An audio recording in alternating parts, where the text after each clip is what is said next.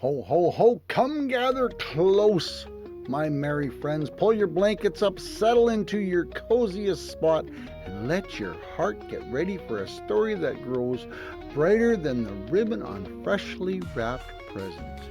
In a cheerful town called Bellberry Lane, where porches had rocking chairs, sidewalks had chalk drawings, and the bakery window always smelled like cinnamon rolls and a warm sugar, there lived a child named Elliot. Elliot was 10 years old, with quick feet, bright eyes, and a mind that was always busy thinking about one thing: presents. Now, Elliot was not a bad child. Oh no, no, he was not. He said thank you, he shared sometimes. He helped carry groceries when asked, especially if the bag did not contain anything too suspicious like broccoli. But Elliot loved getting things. He loved birthday boxes. He loved surprise bags. He loved prizes from school. He loved opening packages that made crinkly paper sounds. And more than anything, he loved making wish lists. Elliot's wish list was famous in his house. They were long, they were detailed, they had sections: toys, games, books, shoes, things that glowed, things that beeped, things that required batteries, extra batteries, backup batteries, and probably a small instruction manual written by someone who liked tiny words. One evening, Elliot sat at the kitchen table with a pencil and 3 sheets of paper. Not 1, not 2, but 3.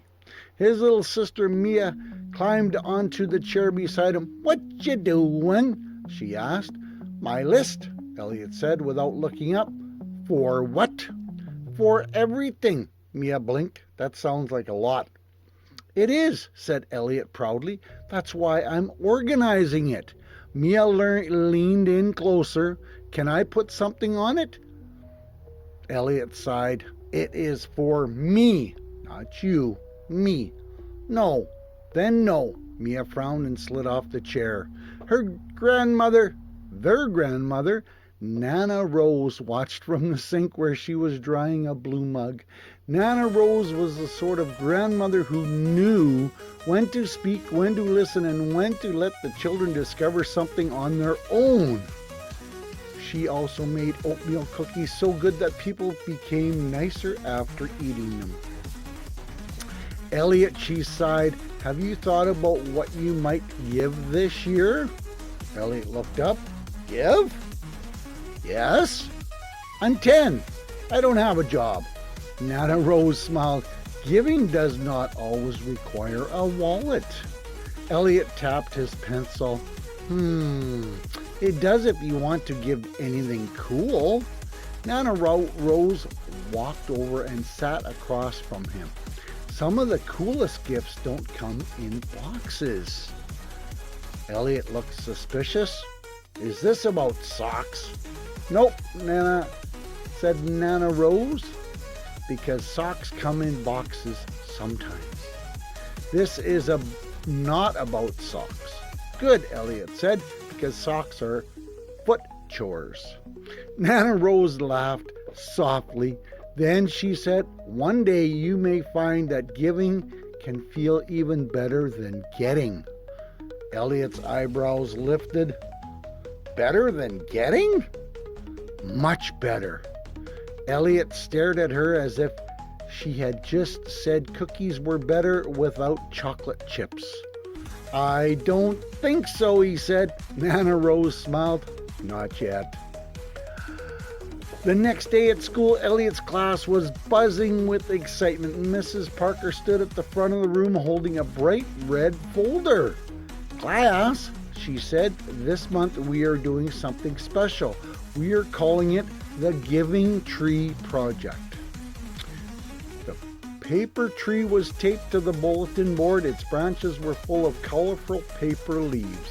Each leaf had a small need written on it.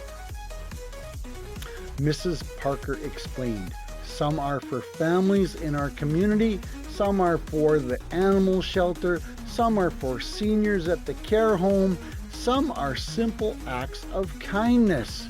Elliot leaned back in his chair. This sounded like a project adults created when they wanted children to learn something. That was always risky. Mrs. Parker continued, everyone will choose one leaf and complete the kindness written on it. A girl named Ava raised her hand. What if we want to do more than one? That would be wonderful, said Mrs. Parker. Elliot whispered to his friend Ben, more than one, that sounds like extra homework wearing a scarf. Ben snorted and covered his mouth.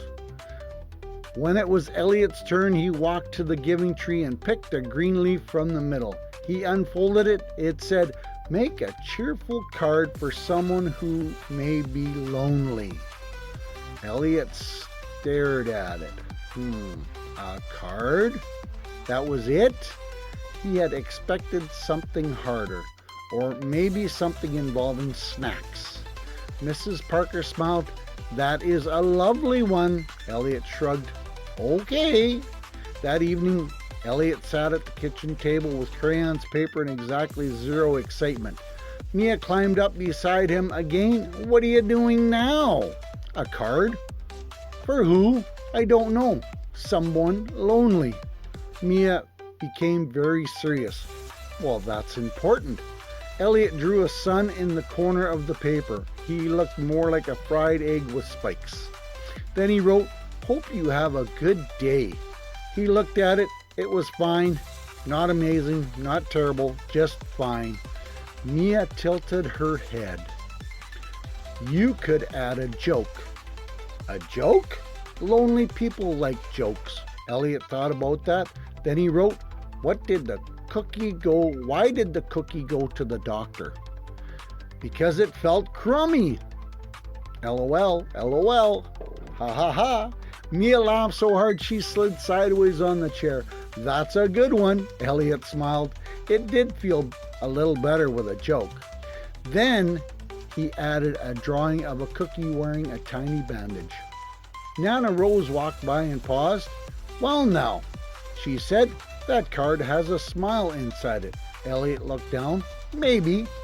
That afternoon, Mrs. Parker collected the cards and told the class they were going to deliver them to Maple House, the senior care home just a few blocks away. Elliot had never been inside Maple House. It had big windows, flower boxes, and a front door that opened up with a soft whoosh. The class entered quietly. The kind activity director named Miss Linda greeted them. We are so happy you're here, she said. Some of our residents love visitors. Elliot held his card carefully. Miss Linda led them to a sitting room where an elderly man named Mr. Henry sat near a window. Mr. Henry had silver hair, a warm sweater, and hands folded over a wooden cane. Mr. Henry, Miss Linda said, this is Elliot. He made a card for you. Elliot suddenly felt awkward.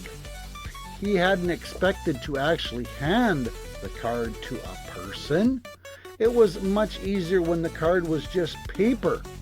Hi, Elliot said. Mr. Henry smiled. Hello there. Elliot handed him the card. Mr. Henry opened it slowly. His eyes moved across the words, then he chuckled. The cookie felt crummy, he said. Elliot smiled a little. My sister helped with that part.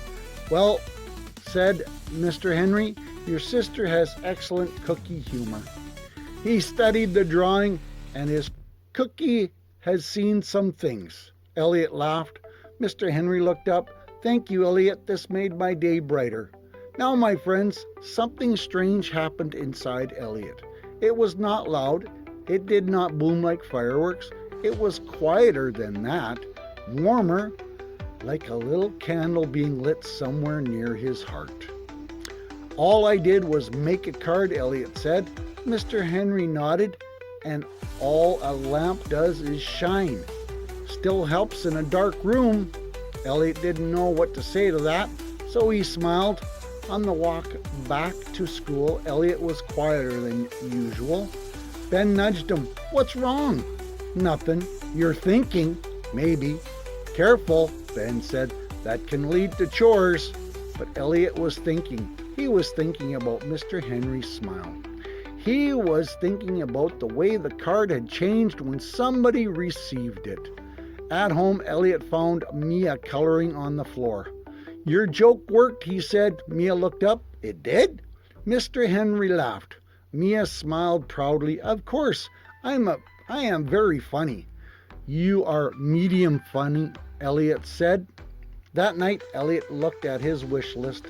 It was still there, still long, still full of things he wanted. But for the first time, it did not feel quite as exciting as before. He picked up his pencil and flipped the paper over. On the back, he wrote, Things I can give. Then he paused. This was harder. After a minute, he wrote, a card, a joke, help, time, a cookie. He circled cookie. Cookies seemed important. The next morning, Elliot asked Nana Rose if she could bake oatmeal cookies. Nana Rose looked delighted, but not surprised. Who are they for? Mr. Henry and maybe some of the others at Maple House? Mia appeared instantly. I will help. Elliot looked nervous. Last time you helped bake, you got flour in your hair. Mia nodded, and it looked magnificent. So they baked, flour puffed. Mia cracked one egg successfully and one egg emotionally. Elliot stirred the dough until his arm got tired. Nana Rose added cinnamon. The kitchen smelled like warmth. When the cookies were done, Elliot placed them carefully into a tin. He also made 3 more cards. One had a smiling cookie, one had a flower, one had a dog wearing sunglasses because Mia insisted cool dogs cheer people up. That Saturday, Nana Rose took Elliot and Mia back to Maple House. Miss Linda welcomed them. Well, look at this, she said, visitors with cookies. That is the best kind of visitor, said a woman nearby. Her name was Mrs. Finch, and she wore purple glasses. Elliot offered her a cookie. She took one bite and closed her eyes. Oh my, this tastes like a hug that learned to bake. Mia whispered, she understands. Soon Elliot and Mia were passing out cookies, cards, and smiles. Mr. Henry was there too. He waved Elliot over. You came back. Elliot nodded. I brought better jokes. Mr. Henry smiled. That's a brave promise. Elliot read from a card. What do you call a snowman with a six-pack? Mr. Henry raised an eyebrow. I'd almost afraid to ask. An abdominal snowman. Mr. Henry laughed so hard he had to wipe his eyes. Mrs. Finch laughed too. Mia bowed. Comedy by committee. That afternoon, Elliot listened to stories from the residents. Mr. Henry told him about building model airplanes when he was young. Mrs. Finch told them about once dancing in a school play and forgetting which direction to turn. I spun the wrong way and nearly took out a curtain, she said proudly. The curtain survived, but only because it was emotionally strong. Elliot laughed. He had thought giving meant losing something. Giving away a cookie, giving away time, giving away effort. But somehow, the more he gave, the fuller he felt. That was confusing, in a good way. The next week, Elliot looked at the giving tree again. Most of the leaves were gone, only a few remained. One said, donate a gently used toy. Elliot swallowed. Now that was different. Cards were easy. Cookies could be baked again. But toys? He thought about his shelves at home. He had trucks, building sets, stuffed animals, puzzles, a remote-controlled dinosaur named Chompy, who occasionally scared Dad's slippers. That evening, Elliot stood in his room looking around. What are you doing? Mia asked from the doorway. Trying to pick a toy to give away. Mia gasped. A real toy? Yes. Not a broken one? No. Not one missing a wheel? No.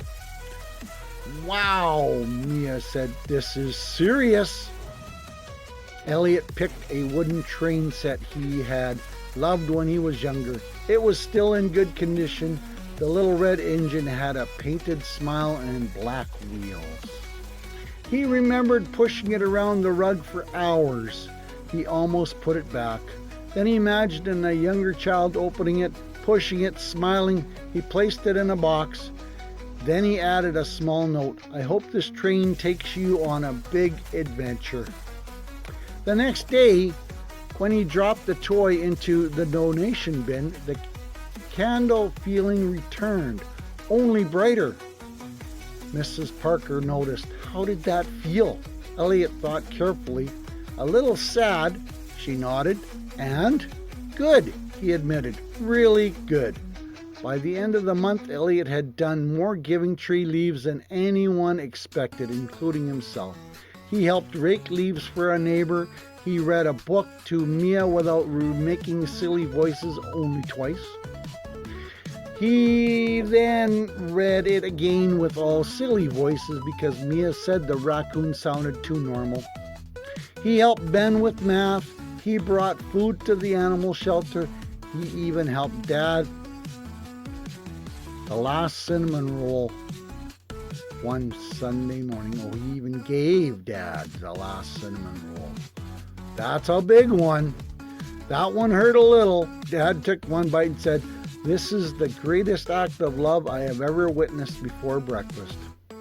Elliot nodded solemnly. "Please remember it." Then came the final day of the Giving Tree Project. Mrs. Parker asked each student to share what they had learned. Ava said, "I learned helping people can be fun." Ben said, "I learned raking leaves is harder than it looks." Gracie said, "I learned animals need blankets too." Then it was Elliot's turn. He stood slowly. At first he wasn't sure what to say. Then he looked at the paper tree, almost empty now, and thought of Mr. Henry, Mrs. Finch, Mia laughing, the train in the donation box, and Dad's dramatic cinnamon roll speech. "I used to think getting things was the best feeling," Elliot said. The class listened. "And getting things is still nice." Everyone laughed. Elliot smiled. "But giving feels different. It stays longer." Mrs. Parker's eyes softened. "How so?" Elliot thought about the candle in his heart. When you get something, you feel happy because it's yours. But when you give something, you feel happy because someone else feels happy too. It's like your happiness gets bigger. The room went quiet. Then Mrs. Parker smiled. "That is a beautiful way to say it." That evening, Elliot sat at the kitchen table. His wish list was still nearby, but beside it was his new list, things I can give. It was much longer now. Mia climbed onto the chair next to him. "Are you making another list?" "Yes." "For presents you want?" Elliot looked at her and smiled. "Not this time." Mia leaned in. "Can I help?" Elliot handed her a crayon. "Yes." Mia grinned. "What should we give first?" Elliot thought for a moment, then he wrote, "Another visit to Mr. Henry." Mia added, "More cookie jokes."